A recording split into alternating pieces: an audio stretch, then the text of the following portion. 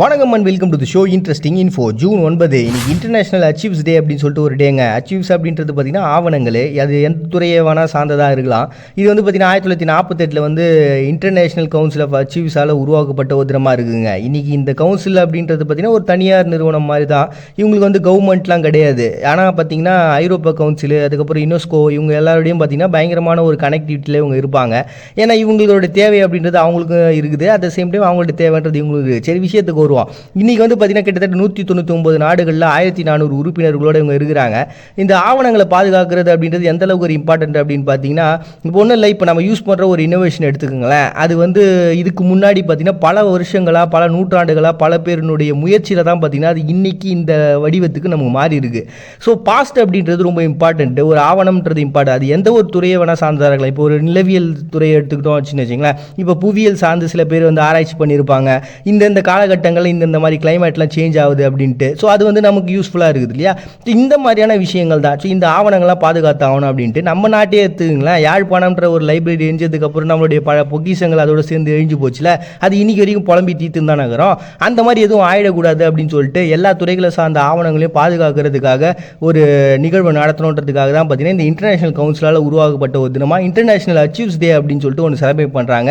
Next day world accreditation டே அப்படின்னு சொல்லிட்டு ஒரு டேங்க. இது வந்து பார்த்தீங்கன்னா எல்லாத்துக்குமே ஒரு தர நிர்ணயம்னு இருக்கும். அது இல்லை அப்படின்னா அந்த பொருளை வந்து பறிமுதல் பண்ணுறாங்க, இல்லாட்டி அது சரியில்லை அப்படின்னு சொல்கிறாங்க. இப்போ நம்ம ஊர்லேயும் அதிகமாக பார்த்தீங்கன்னா இந்த ஃபுட்டுக்காக FSSAI அப்படின்ற ஒரு சர்டிஃபிகேட் வந்து எல்லா பொருள்லையும் இருக்கும். அது இருந்து வந்தால் மட்டும்தான் நம்ம அதை வாங்குவோம். அப்படி இல்லைனா அது வந்து சரியான பொருள் இல்லை அப்படின்னு சொல்லி தூக்கி போட்டுருவோம். இது வந்து பார்த்தீங்கன்னா எல்லா நாடுகளையும் இருக்குது. இது யார் வந்து முன்மொழிஞ்சாங்க அப்படின்னா IAF அப்படின்ற ஒரு துறையும், at the same time ILAC அப்படின்ற துறை, ரெண்டு பேரும் ஒன்றா சேர்ந்து தான் பார்த்தீங்கன்னா இந்த டே உருவாகலாம்னு நினச்சாங்க.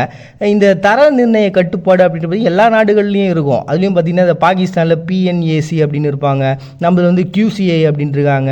ஆஸ்திரேலியா நியூஸ்லலாம் பார்த்தீங்கன்னா JAS, ANSZ அப்படின்னு சொல்லிட்டு ஏகப்பட்ட விஷயங்கள் இருக்குதுங்க.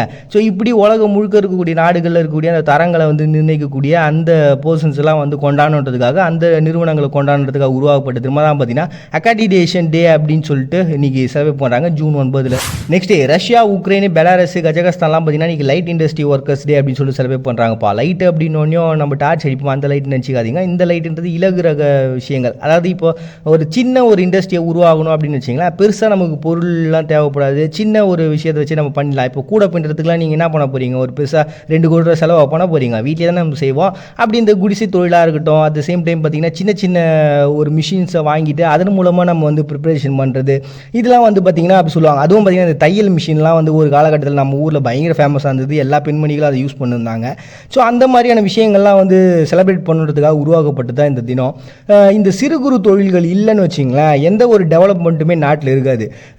இதுக்கும் எந்த சம்மந்தம் அப்படின்னு பார்த்தீங்கன்னா ஒன்றும் இல்லை. நம்ம வீட்டுக்கு நம்ம ஏரியாவை சுற்றி இருக்கக்கூடிய சில கம்பெனிலாம் போய் பார்த்தீங்கன்னு வச்சிங்களேன், சின்ன சின்ன பொருளாக செஞ்சுட்டு இருப்பாங்க. இது என்னடா அப்படின்னு சொல்லிட்டு நீங்கள் அதை தோண்டி துருவி பார்த்தீங்கன்னா ஏதோ ஒரு பெரிய கம்பெனிக்கு ஒரு சின்ன பார்ட்டாக இருக்கும். இப்போ நம்ம ஒரு கம்பெனியில் போய் கார் வாங்குறோம்னு வச்சிங்களேன், அந்த காரோட உதிரி பாகங்கள்லாம் எங்கெங்கேயோ ஏதோ ஒரு சின்ன சின்ன பிளேஸில் உருவாகி அதுக்கப்புறம் அங்கே தான் எடுத்துகிட்டு வந்து அசம்பிள் பண்ணுவாங்களே தவிர்த்து மற்றபடி எல்லாமே அங்கேயே உருவாகுது. அப்போ இந்த சிறு குறு தொழில் இல்லை அப்படின்னு வச்சிங்களேன், ஒரு நாட்டோட வளர்ச்சின்றது இல்லவே இல்லை.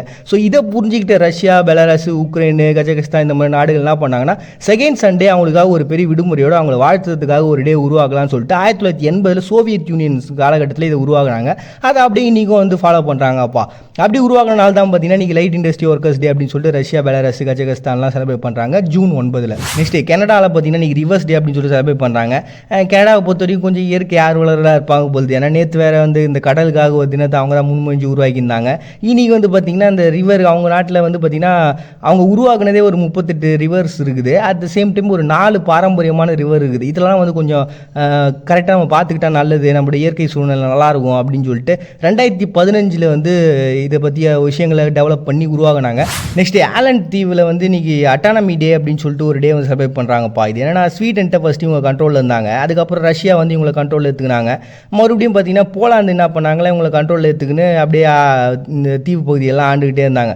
ஒரு கட்டத்துக்கு அப்புறம் இவங்க வந்து ஸ்வீடனோடய போய் நம்ம ஜாயின் பண்ணிடலாம் அப்படின்னு நினச்சி இந்த சுச்சுவேஷனில் போலாந்து என்ன பண்ணாங்கன்னா அதெல்லாம் எதுவும் வேணாங்க, நாங்களே உங்களுக்கு சலுகைக்கு தரோம், சுயாட்சியை கொடுக்குறோம், அட் த சேம் டைம் எங்களுடைய நாட்டில் இருக்கக்கூடிய கலாச்சாரம், லாங்குவேஜ் இதெல்லாமே உங்ககிட்ட இருக்கும், அந்த உரிமையை நாங்கள் உங்களுக்கு தரோம் அப்படின்னு சொல்லிட்டு இவங்க அப்படியே ஒரு ஃப்ரெண்ட்ஷிப்பாக அப்படியே வந்துட்டாங்கப்பா.